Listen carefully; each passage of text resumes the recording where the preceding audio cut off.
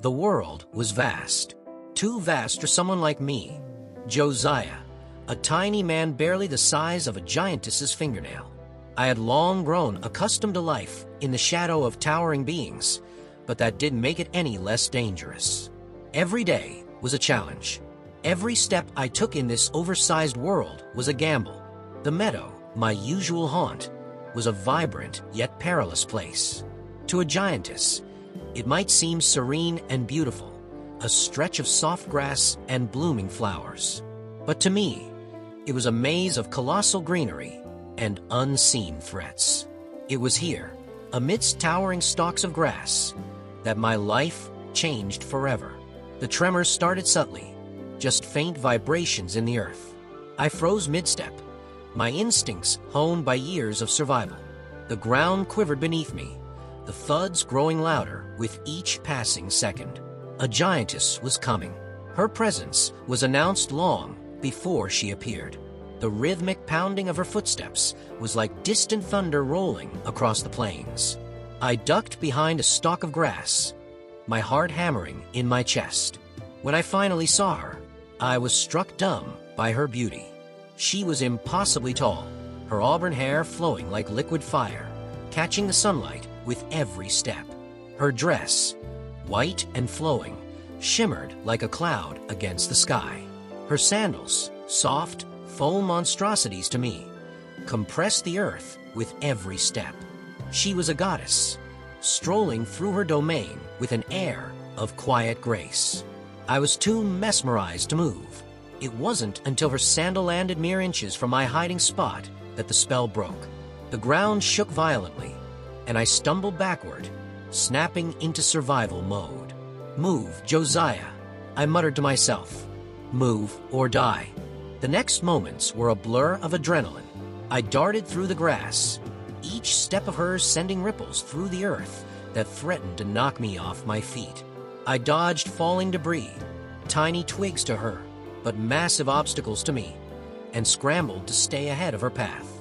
"Hey, look down," I shouted, waving my arms frantically, but my voice was swallowed by the vastness of the meadow and the sheer scale of her presence. Her steps were steady, almost rhythmic, but completely unintentional in their destructive force. Each footfall was a miniature earthquake, and the air pressure from her movements sent gusts that nearly bowled me over. Desperation clawed at me as I searched for a way to get her attention. My gaze landed on a fallen flower petal, vibrant pink and large enough to be a banner. I sprinted toward it, hoisting it above my head like a flag. "Maybe this will work," I panted. "Please, let this work." But luck wasn't on my side. A gust of wind, stirred by her passing, ripped the petal from my hands. I watched in dismay as it fluttered away, leaving me exposed. Her next step was coming down directly on me. The moment froze, and everything seemed to move in slow motion. Her sandal hovered above me, its foam sole darkened by shadow. I could see every detail, the slight indentations in the material, the way the sunlight caught on the edges of her foot, the soft flecks of her toes as she shifted her weight. There was nowhere left to run. I tripped over an exposed root and fell backward, the impact knocking the wind out of me. My arms splayed out as I stared up at the descending sandal, my mind a whirlwind of fear and disbelief. "This is it," I thought, closing my eyes tightly. "This is how it ends." The next thing I felt was softness. Not the crushing force I'd anticipated, but a gentle, cushioned pressure. I was enveloped in warmth, pressed into the foam of her sandal like a coin embedded in clay. The sensation of being pressed into the foam of Lyra's sandal was unlike anything I had ever experienced. It was soft, pliable, and slightly warm from the sun's heat. The pressure wasn't unbearable, but it was enough to immobilize me completely. My arms and legs were pinned, and I could barely move my head to look around. Panic bubbled at the edge of my consciousness, but I forced myself to stay calm. I was alive. That was the important part. I could feel my heart racing, my chest rising and falling rapidly against the gentle resistance of the foam. The world around me was muted, muffled by the thick material of her sandal and the sheer distance between me and the open air. I could faintly hear the rhythmic sound of her steps, each one sending a subtle vibration through the soul that reverberated through my body. It was a strange, almost surreal experience, like being caught in a dream where the rules of the world no longer applied. Then everything shifted. I felt her weight ease off the sandal, the pressure around me lessening slightly as she lifted her foot. The sudden change made my stomach lurch, and I squeezed my eyes shut as the world tilted violently. For a brief, disorienting moment, I wasn't sure which way was up. The ground shifted slightly as she paused mid-step. My breath hitched as I felt her weight shift, her sandal tilting ever so slightly. Had she noticed me? When the movement stopped, I dared to open my eyes. Through the translucent edges of the foam, I could see faint hints of light streaming in, distorted and blurred. And then, the sound of her voice, a soft, curious hum, reached me. The sound of her voice reached me, soft yet resonant, a gentle rumble that seemed to vibrate through the very air. "What's this?" she murmured. I felt a sudden upward motion as she lifted her foot and tilted her sandal to inspect it. My stomach lurched, and I was momentarily disoriented, but soon I found myself staring up at her face. Her features were impossibly large, yet strikingly beautiful.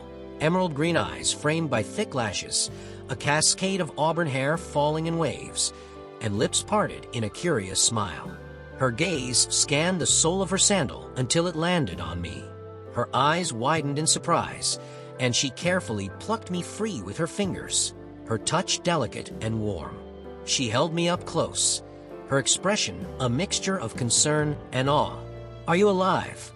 she asked, her voice soft and soothing. I managed a weak smile, still trying to steady my breathing. "Barely," I quipped, my voice hoarse. "But yeah, I'm alive."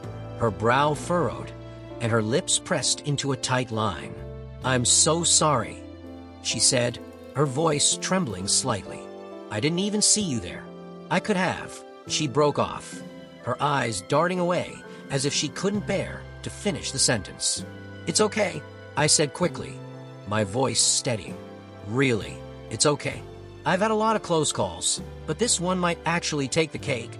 She let out a shaky laugh, her fingers adjusting slightly to hold me more securely. "You must think I'm terrible," she said, her cheeks tinged with pink. "Not terrible," I said, grinning up at her. "Just a bit overwhelming." That earned another laugh, this one lighter, more genuine. Her gaze softened as she studied me, her expression shifting from guilt to wonder. "You're so small," she said, almost to herself. "I've never seen anyone like you before." "And I've never seen anyone like you," I replied. "Well, not up close anyway." Her lips curved into a smile, and for a moment, we simply stared at each other, the enormity of the moment sinking in. Lyra lowered me to the palm of her other hand, her movements slow and deliberate. Her skin was warm and soft, and I felt a strange sense of security despite the overwhelming size difference. "I'm Lyra," she said, her voice gentle. "Josiah," I replied, leaning back slightly to look up at her. "Nice to meet you. And thanks for not, squishing me entirely." As the conversation continued, I found myself marveling at how natural it felt to talk to her.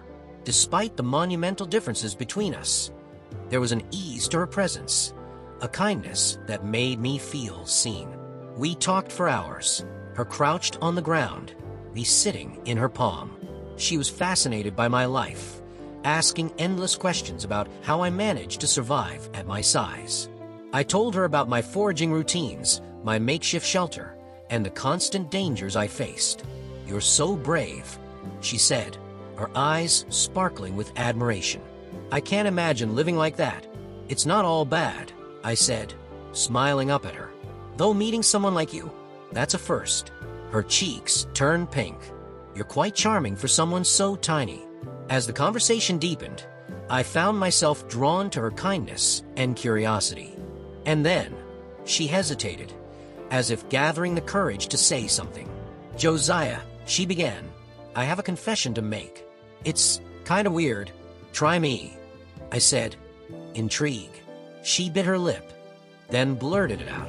"I've always dreamed of swallowing someone tiny. Not to hurt them, just to see what it feels like. To know they're safe and sound inside me." I blinked, stunned.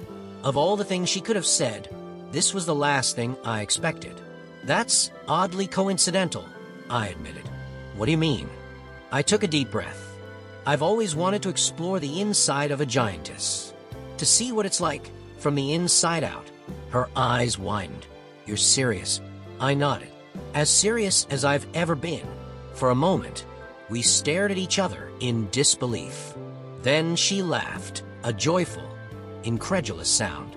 "Well," she said, her cheeks glowing, "it sounds like we're about to make each other's dreams come true." I stood on Lyra's hand, my heart pounding as she gazed at me with a mixture of excitement and nervousness.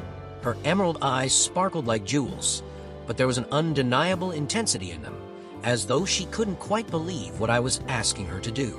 "You're certain about this?" she asked, her voice soft but laced with hesitation. I nodded, even as my stomach twisted in anticipation. "I've never been more certain," I replied, my voice steady despite the storm of emotions swirling inside me. Her lips curved into a small, uncertain smile. "You're brave, Josiah," she murmured, lifting me closer to her face. "I'll be as gentle as I can." As she tilted her head back and parted her lips, my breath hitched. Her mouth was a cavernous expanse, warm and humid, the faint scent of sweet berries lingering in the air. Her tongue glistened under the light, and her teeth, though massive, were perfectly white and smooth. The sight was both awe-inspiring and terrifying, a mix of beauty and power that left me breathless. The world shifted as she tilted her hand, and I stumbled slightly, bracing myself as I inched toward the edge. The warmth emanating from her breath enveloped me, and I could feel the subtle vibrations of her heartbeat through her hand.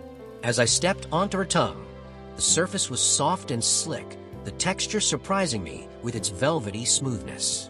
The warmth was immediate, wrapping around me like a blanket, and the faint taste of berries lingered in the air. The sensation was overwhelming, a mix of fear and wonder as I took my first cautious steps. The light from outside her mouth cast strange shadows on the walls of her cheeks, creating a surreal landscape of pinks and reds. Her tongue shifted slightly beneath me, and I stumbled, grabbing onto the ridges for balance. It was like walking on a living, breathing cushion, every movement reminding me of the sheer scale of her existence. The journey deeper into her mouth was a test of both courage and endurance. Each step was accompanied by the rhythmic sound of her breathing, a deep, resonant sound that filled the cavern around me. Her saliva pooled in small, warm rivulets, glinting in the dim light. It was slippery and sticky, clinging to my skin and clothes, but I pressed on, determined to fulfill this strange and impossible dream. Her tongue shifted again, lifting slightly as she spoke, her voice resonating around me like thunder. "Are you okay in there?" she asked, her tone filled with genuine concern. I held onto the soft ridges of her tongue and shouted, "I'm fine. Just keep steady." Her gentle laugh echoed around me, the vibrations tickling my body and making me grip tighter. "I'll try," she said, her voice a rumble that surrounded me. As I moved closer to the back of her mouth, the space grew narrower, the air warmer and more humid. Her throat loomed ahead, a dark and mysterious abyss that pulsed gently with each breath she took. My heart raced as I approached, the reality of what I was doing sinking in. The soft, rhythmic sound of her swallowing sent a shiver through me. Each pulse of her throat was like a distant drumbeat, steady and inevitable. The walls of her throat glistened with moisture, the muscles rippling subtly as they prepared to guide me further. As I stood at the edge of her tongue, peering into the shadowy depths of her throat, a wave of doubt washed over me. Could I really do this? Was I ready to take this final step? But then I thought of Lyra, her kindness, her curiosity, her willingness to embrace something as strange and unprecedented as this. This was more than just a dream for both of us. It was a connection, a bond forged through trust and understanding. I took a deep breath, steadying my nerves. "I'm ready," I called out, my voice echoing faintly in the cavern of her mouth. Her tongue shifted one final time, tilting slightly to guide me forward. The motion was smooth and deliberate, and I slid gently into the warm embrace of her throat. The sensation was unlike anything I could have imagined. The walls of her throat were soft and muscular, rippling around me with a steady, rhythmic motion. The warmth was intense, and the air was thick and humid, filled with the sound of her heartbeat pounding in the distance like a steady drum. As I descended, the world around me became darker, the faint light from her mouth fading entirely. My senses sharpened, every touch and sound magnified in the enclosed space. The walls of her throat pressed gently around me, guiding me downward in a way that was both comforting and disorienting.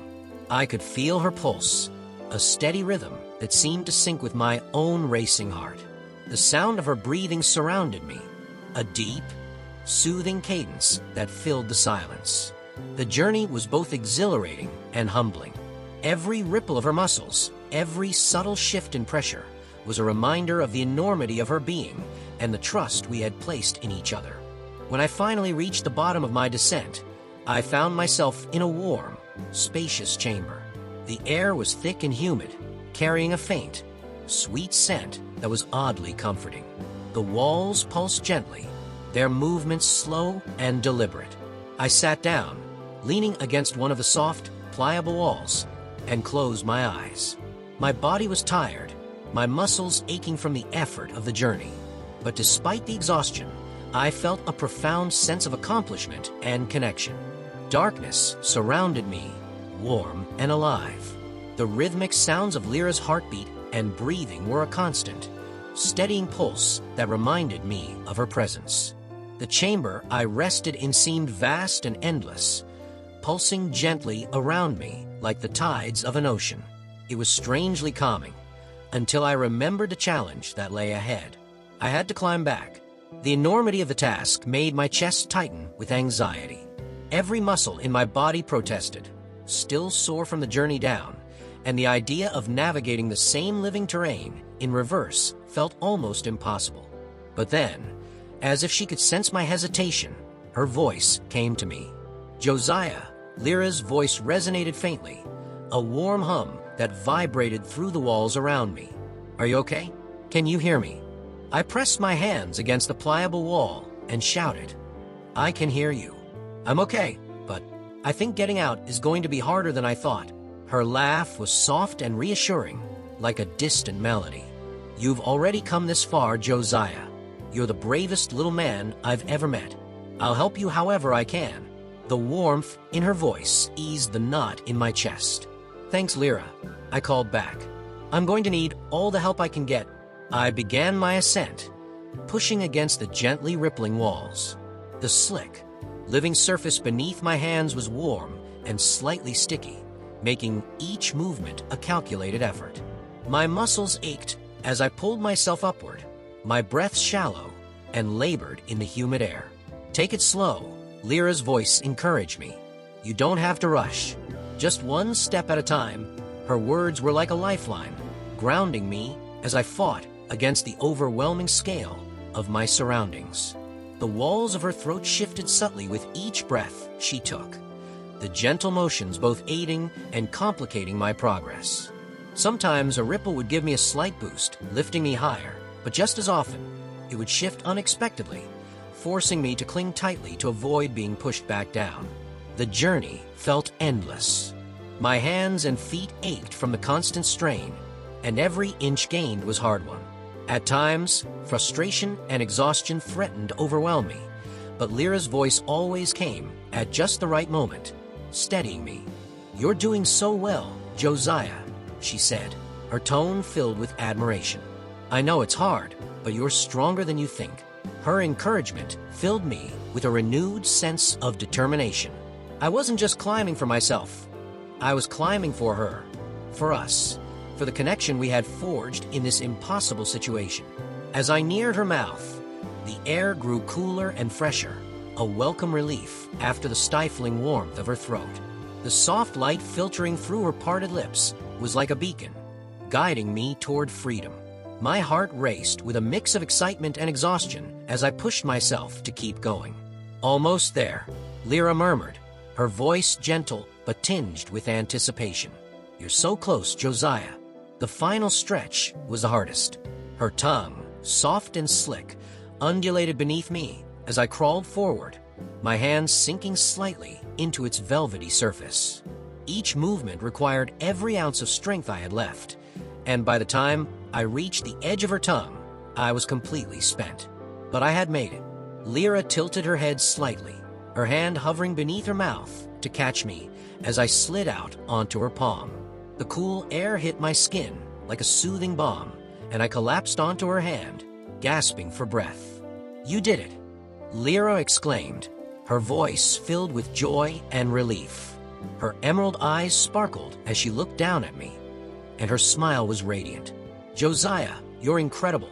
I managed a weak smile, still catching my breath. "That was the hardest thing I've ever done," I admitted, my voice hoarse. "But I couldn't have done it without you." Her expression softened, and she brought me closer to her face, her gaze filled with warmth and affection. "You're amazing," she said softly. "I don't think I've ever met anyone like you, Josiah. You're brave, kind, and just extraordinary." I felt a warmth spread through my chest, and I looked up at her with a smile. "I think you're extraordinary too, Lyra. You're kind, understanding, and, well, breathtaking in every way." Her cheeks flushed a deep pink, and she let out a soft laugh. "You're making me blush," she said, her voice playful but genuine. We sat there for a moment, simply looking at each other, the enormity of what we had just shared sinking in. Despite the impossible circumstances, we had found something rare and precious, a connection that transcended the boundaries of size and scale. "I feel like we're meant to be," Lyra said quietly, her eyes searching mine. "Like we're soulmates, Josiah." I've never felt this way before. My heart swelled at her words, and I nodded. "I feel the same way," I said. "I never thought I'd meet someone who truly understands me, but you're everything I didn't know I was looking for." Her smile widened, and she brought her other hand up to gently brush a finger against my side.